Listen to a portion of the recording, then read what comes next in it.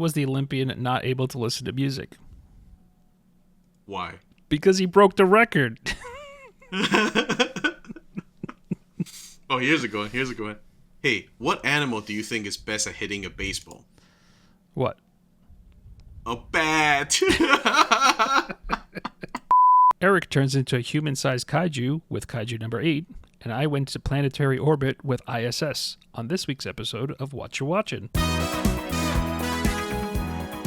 Welcome to What You Watchin', presented by Geeky a show where we dive into what's currently on our screens. Big screens or little screens, size matter not here, just the quality or lack thereof of our cues. Eric, we're missing one person today because he decided to go on vacation. So I'm going to go start with you because I have no really other option. What you watching, Eric? Well, other than the Olympics, which I've been watching a whole lot of very exciting stuff. I get excited every 4 years. Every 2 years, actually. That's right. Winter Olympics and summer. The Winter Olympics are meh, you know. It's got curling, dude. It's got curling. That's all right. It's I'll got give you figure that one. skating. What's that? What's that called? Skeleton? I mean, it's literally called what you end up as if you mess up. Oh, you're talking about the thing that goes really, really fast. It's like bobsled, but you're like on your face and you go forward. Yeah. Okay. Is this skeleton? I think it's called skeleton. Let's get to the Googles. I was gonna say suicide. Olympics. Yeah, it's called skeleton. Yeah. I mean, I don't want to play that. Skeleton. I also am very. Listen to this description. Skeleton racing involves plummeting headfirst down a steep and treacherous ice track on a tiny sled. It is considered the world's first sliding sport. Yeah, no, thank you. I do enjoy. I do think this year, by the way, what's gonna get real exciting? Breakdancing is in the Olympics for the first time. I'm excited to see how that turns out. So is Snoop Dogg. Very excited to see how that turns out. It's been great. So, Snoop's being awesome. Anyway, so I've been doing that. And then watching wise, actually, this is from a while back, but I did wrap up the show called Kaiju number 8.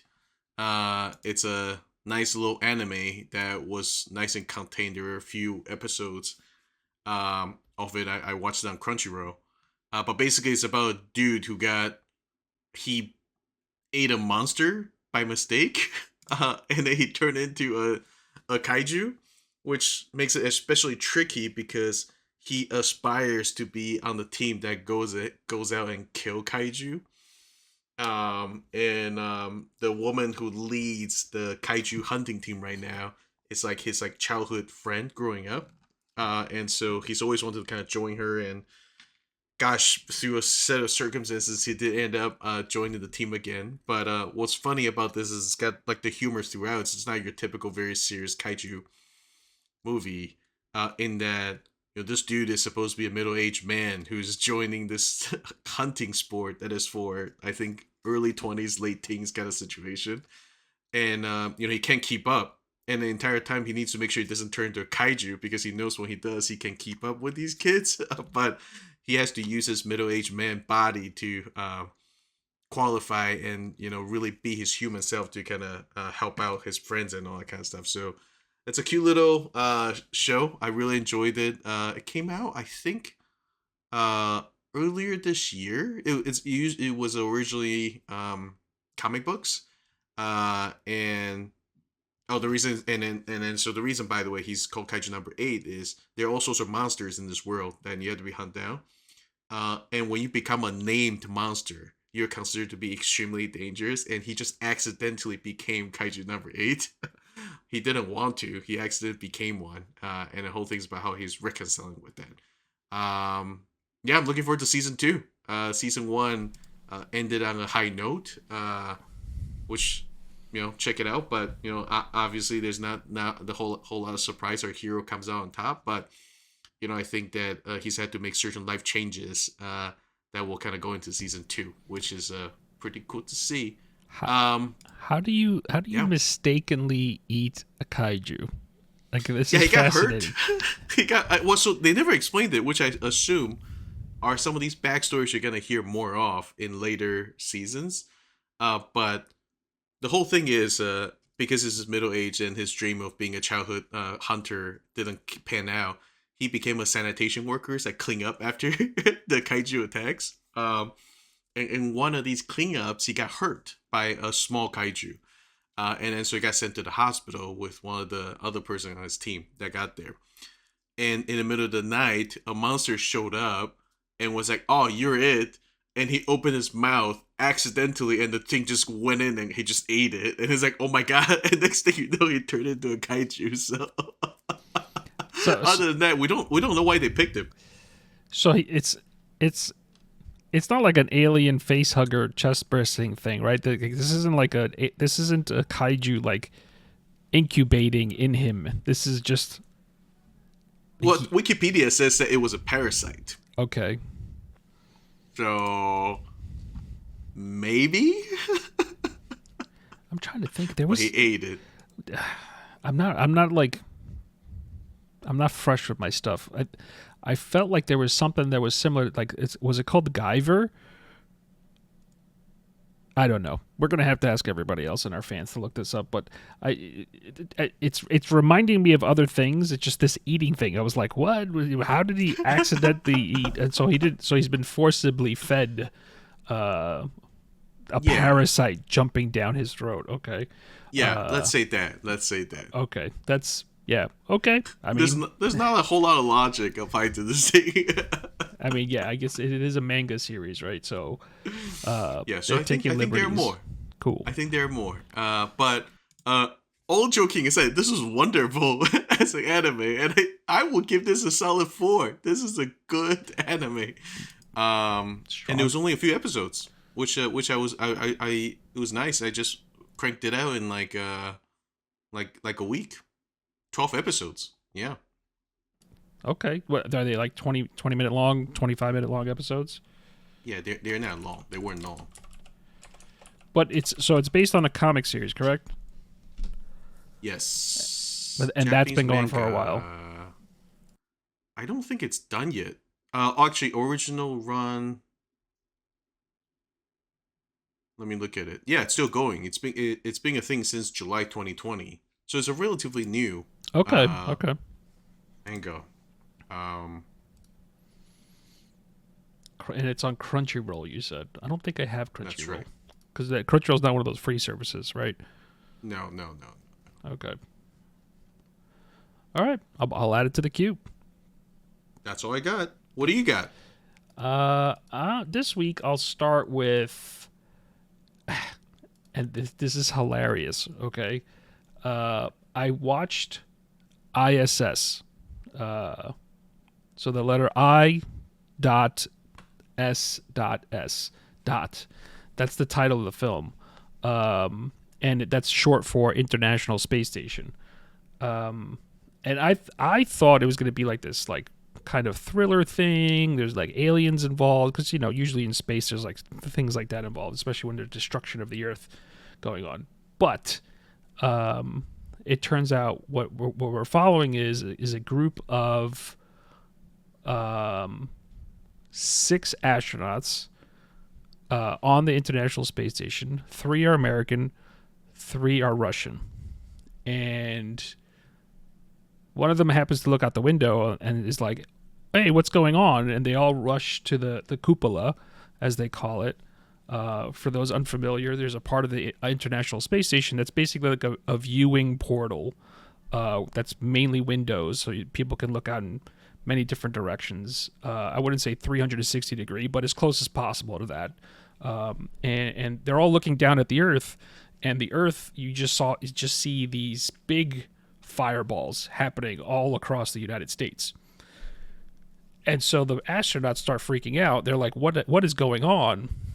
And the commander of the I.S.S., he's like, everyone, just get out of the cupola. We're all, go to your respective bunks or something like that. And we come to find out it's a mutually assured destruction kind of scenario where literally everyone's just started bombing each other. And right before they lose communications with the Earth, we find out through the tension of what's going on is Each team separately, the Americans and the Russians, both receive instructions to take control of the International Space Station, with no specific instruction on how to do so. So individuals on either team take it as by any means necessary, right? I'll let everyone's imaginations fill in the blanks there. The hilarious thing on my part, which was mentioned earlier, is I thought one of the Russian cosmonauts was Joshua Jackson. And it's not. It's an actor that I constantly mistake as Joshua Jackson. And his name is, the actor's name is Pilu Ajbek.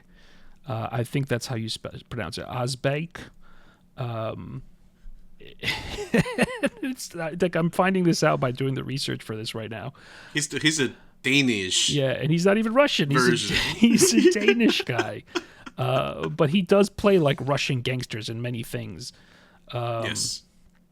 So, but again, he kind like, if you squint and you're not looking directly at him, he kind of looks like Joshua Jackson a little bit. If you look at them side by side, you're like, they look nothing alike.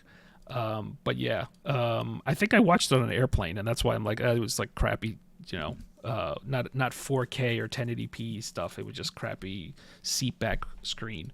But with all that aside, it wasn't that great of a movie. A lot of tropes, a lot of like stereotypes.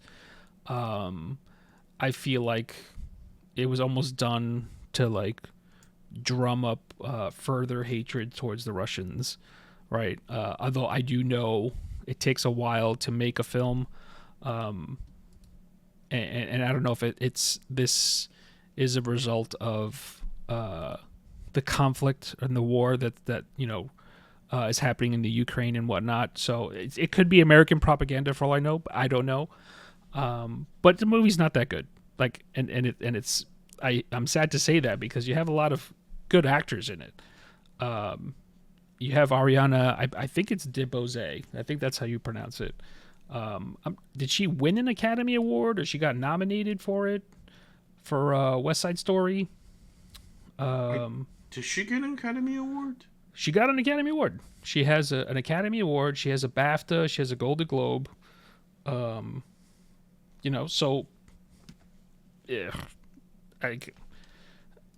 it's weird to me. Like, you have really good, and this isn't the first time I've talked about this. Like, there's been other films where like they have a really good cast, like strong actors and actresses, and then they just put them in crappy movies. You mentioned Chris Messina. I don't know who Chris Messina is. Oh, well, a lot of people know Chris Messina from, I think, like the Mindy Project. He was in it. Okay. He was in a Newsroom. This is like the short, like Aaron Sorkin show on HBO. Oh, the Newsroom was great. So he was in it. And names. Okay. And then I think he's like minor, like he's one of those characters that show up in a lot of movies for a while now. Right. I hated this movie. Like, I.S.S. is terrible. It was a terrible movie. I finished watching it. I went like, what just happened? Same with Costa Ronin. He plays one of the Russians as well. Like, he's been in tons of stuff. Once Upon a Time in Hollywood. I'm looking at other things he's done. He was in Obliterated, which I literally obliterated in one of our earliest shows. Yeah, it's just, I mean, like I said, you put a bunch of good actors in something, doesn't make the movie better. I just feel like was this terrible editing? Was it terrible story writing? Like, did the movie actually start out that way? Because this is a terrible script. If that was the case, then yeah, I don't know. I mean, I'll give it two disco balls just to be generous. I don't think it's deserving of two even, but I will give it two because I do like space films, right? So this. I don't think Yeah, this but they furthers. barely had spacey stuff. They That's floated, and then that's they tried true. to like escape on a Soyuz. That's it. And what are they escaping to? Like, I mean, They say spoiler they alert. don't know. Like, yeah. Spoiler alert: they do end up making contact with the surface of the Earth again. Um, but who knows what they're going back to? Literally, like the entire Earth has been destroyed, or I should say, vast sections of it. I shouldn't say all of it. Yeah, just dumb. Like, It feels like a setup actually to a TV show. Come to think of it, I could see it as a pilot. If you shorten it, and then they don't know what world they're gonna come back to. Something happens back on Earth. Maybe. it kind of reminds me of something that, damn it, I forgot his name, but the author of World War Z. One of the, if anyone read the book, read the book. Don't watch the movie. The movie has nothing to do with the book. I don't even know how they decided to take the movie out of the book. It's completely different. Folks, when I tell you this, the movie has nothing to do with the book whatsoever. The book is amazingly good, especially the one, the audio book, because it's voiced by many talented actors.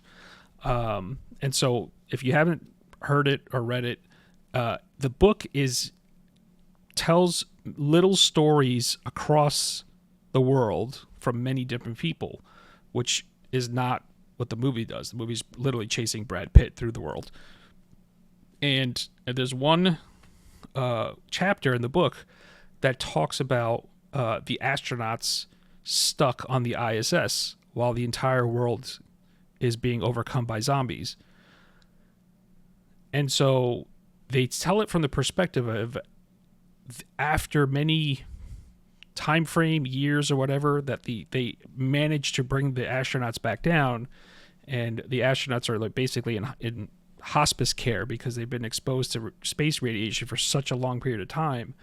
And so they're talking about that perspective of, they're looking down on the Earth and they're seeing it literally crumble, and they don't know what to do and stuff like that. So to Eric, your point, like, that is a cool setup, right? Like, telling the story after the fact of like, hey, we were stuck on the ISS and then we were watching this all happen, and then this is what we came back to.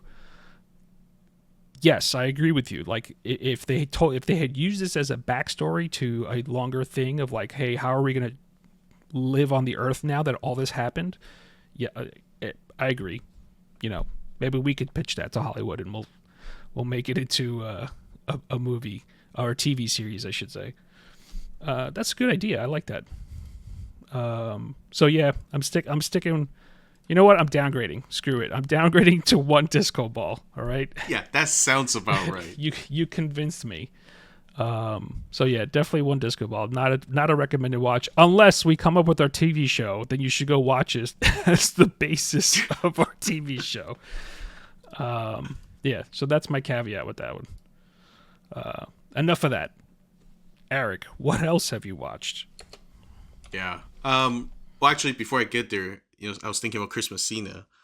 One of my favorite Christmasina movies is, like, I don't think it ever left the festival circuit. So I'm sure you can find it randomly somewhere online.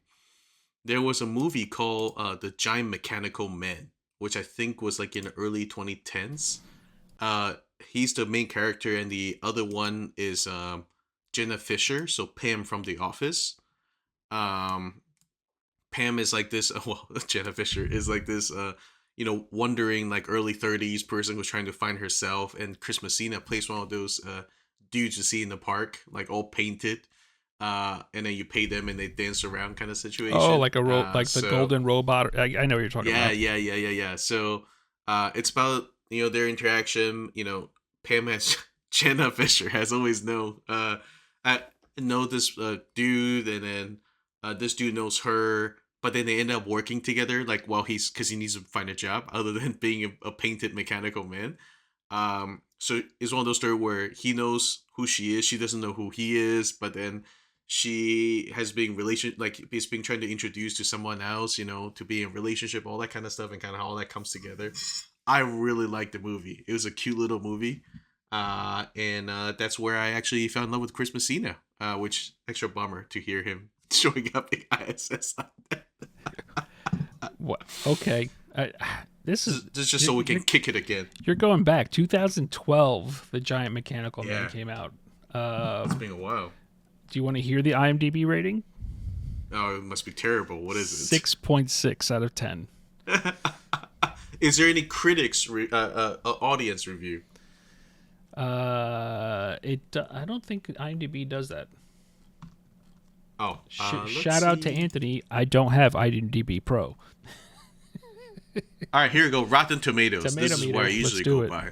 Yeah. Okay, so 70 from critics, which is fresh, and then 65% from audience, which is not horrible. So it's around. I didn't say it's like the best movie ever. I just liked Christmas Nita in this movie. So I know I liked it. It was a cute little movie. That goes to tell you, like, it's if critics and fans are in alignment about the average-ish rating about it, it's pretty accurate. So, okay, Yeah, I see what you're saying. It's an average movie. Well, that wasn't actually what my watching was gonna be, but I actually started watching on Amazon the new Batman animated series. So it's called Batman Caped Crusader. I haven't finished it. I'm only 2 episodes into it. So no disco balls for me today. So more to come on this. But what's interesting is the setting of it all. I think recent Batman, we've had Batman being set more in like modern recent times. Whereas this one is set in, I think, like the 40s, 50s. So you get that old school car, old school vehicle, like the Batmobile is like a cool car, but still got that vintage look. Penguin is a woman, and then there's all these kind of different things that you don't know, and the show kind of just started right away with Batman that already existed in this world, and I think some people are still kind of skeptical about the fact that whether he exists or not, but it's not like we're getting an origin story of Batman. This is like a Batman that's already got Alfred and all these kind of thing that's kind of happening, and so um I've liked this so far. I've always liked actually the Batman animated series, and more to come on that. But that's starting, and then I think it's one of those release one and done kind of situations. So I'm just gonna finish watching it and report back once I'm done with that. Nice. You only watched a couple of episodes, so maybe we won't be able to answer. But is this Bruce Wayne Batman? It's Bruce Wayne. Okay. It's Bruce Wayne. There are he's a playboy still. There are I don't know if it's fan fiction or like alternate histories or something like that, but there was something because you said it's set earlier, right, in like the 50s or something, or the 40s. Correct. There's other things out there that's I think alluded to that his dad moonlit as Batman. Bruce's father. Is Bruce. Okay. This is Bruce because Bruce Wayne's dad's not named Bruce, right? No. What is his name? And Alfred's already old in this one. And he's dealing with the same set of people, right? Like Gordon is there. Gordon's like Barbara Gordon is there. Okay. Harvey Dent is there. It's all the usual same characters, except in that different kind of time period. So Thomas Wayne and Martha Wayne are his parents. Right. Okay. So were you a fan of the animated series? Do you vividly remember it? I didn't watch them religiously, but I watched them often. It was one of those afternoon or Saturday morning kind of situation. I think so. Yeah. There's something that stands out to me, and I could be wrong on this, but I think the episode was colored, in black and white, and they had like an old Batmobile where it was kind of like a Rolls-Royce Phantom, but it had like a Batman head on the front. Does that ring any bells to you? No. I can't think of it. I think... what was his name? Well, who did... what's his name? Damn it. Morgan Freeman. Who did he play in the films? It was like his engineer guy. Dude? Yeah. What was his name?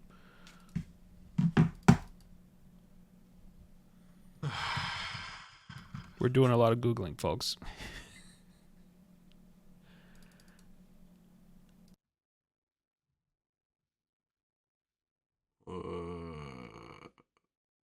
Fox, Lucius Fox. That was his name in the movie. So Lucius Fox, Batman animated series. Nope. Images. Nope. That's not it. Or I'm not seeing what I wanted to see. I'm like I said, I remember an old Batmobile. Like an episode where they had this old Batmobile and it broke. And then Bruce like finds Lucius, and Lucius makes or helps create the newer animated series Batmobile. Yeah, I'm not seeing any images about it. But I also am not seeing any black and white images of it either. So I could be completely misremembering my childhood right now. But yeah, that's what I thought of when you were talking about like it's a set in an earlier series of Batman. Yeah. It's not like it's not like how Batman Beyond introduced like a super old Bruce Wayne kind of situation. Like this is not it. Like I think this is a reboot of like a Batman world set in the 40, like just like the way it used to be in the comic books. I think. Nope, I found it. I was not wrong.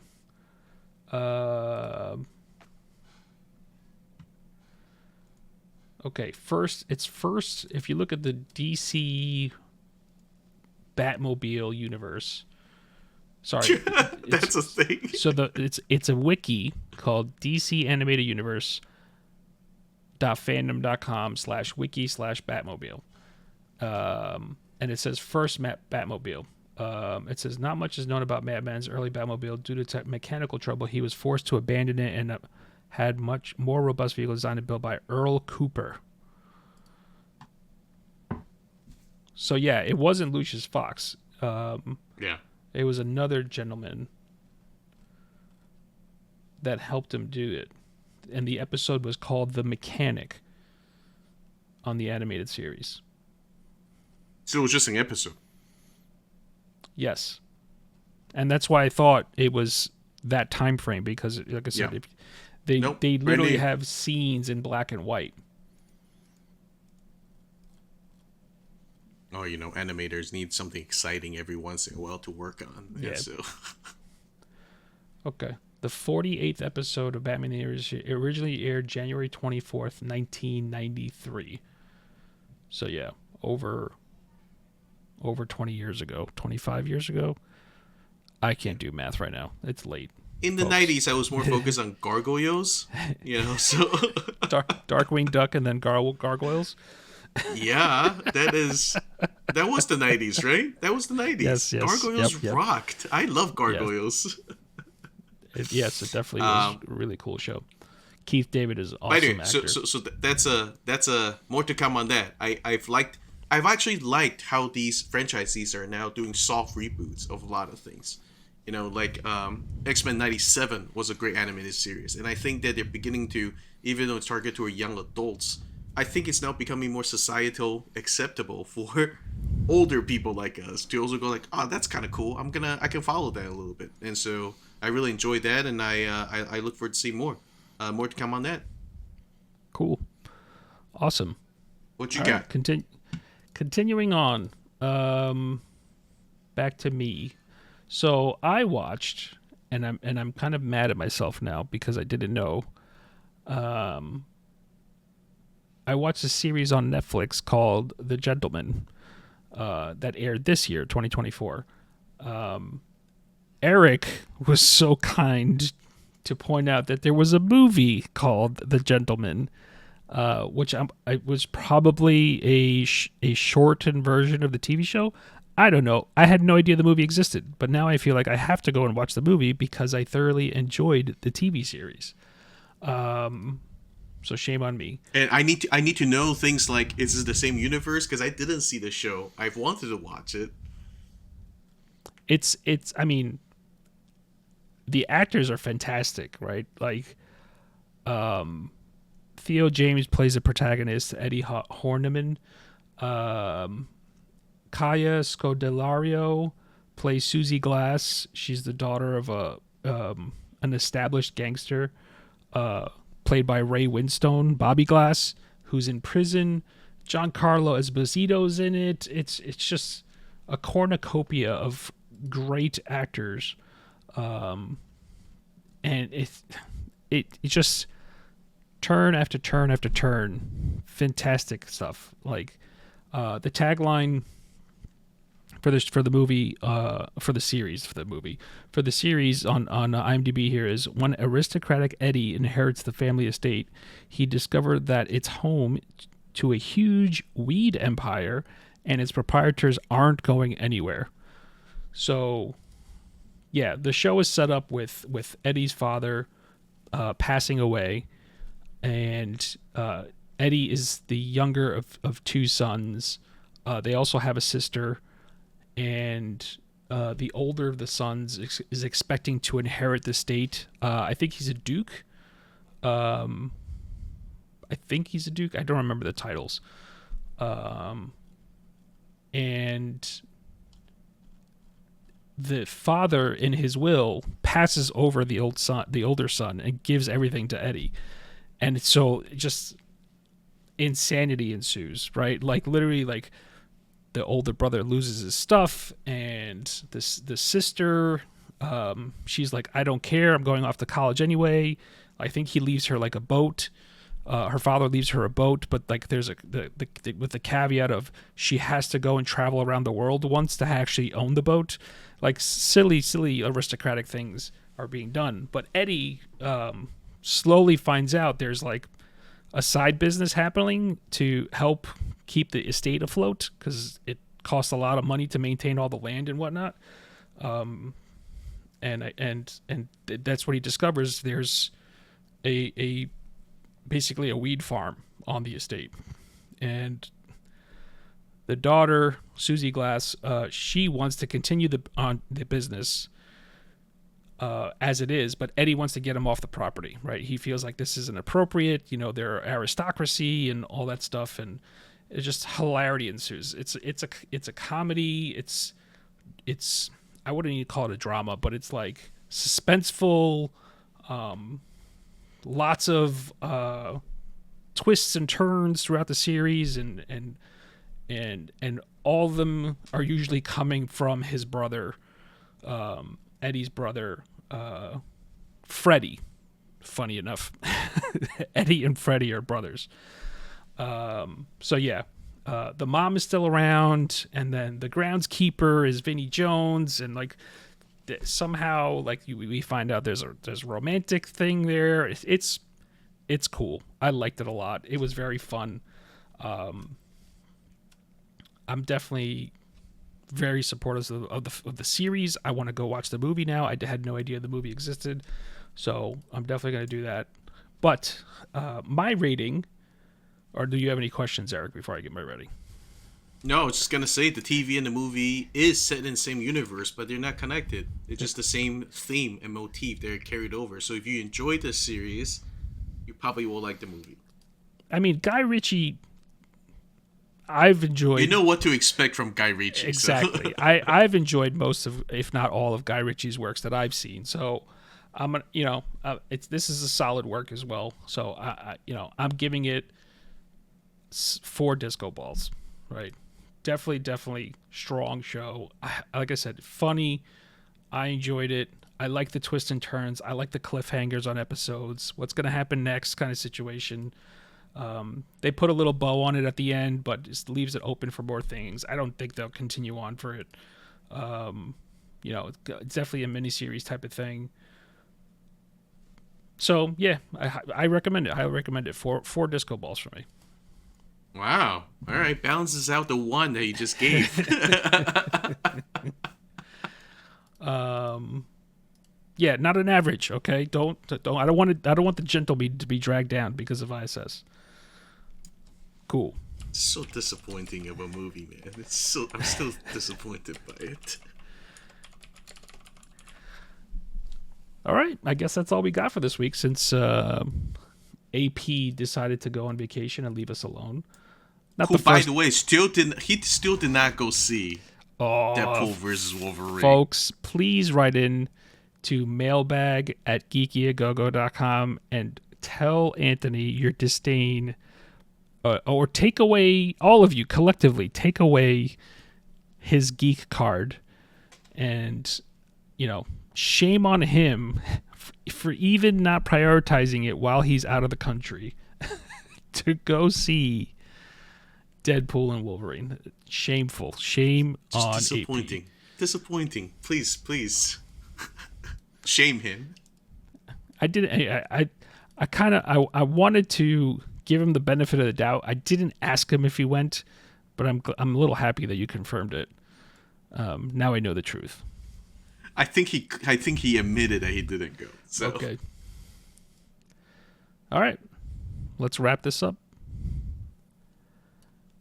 Do you want more Geeky A Go-Go? Well, make sure you're following us on all the socials at Geeky A Go-Go and share with us what you're watching.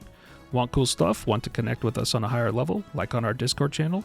Head on over to patreon.com/geekyagogo and support the show. You'll get awesome swag and other perks. If you haven't done so already, make sure you're following the show on your favorite podcast platform and leave us a review. Thanks so much for listening. Peace out, everybody. Bye.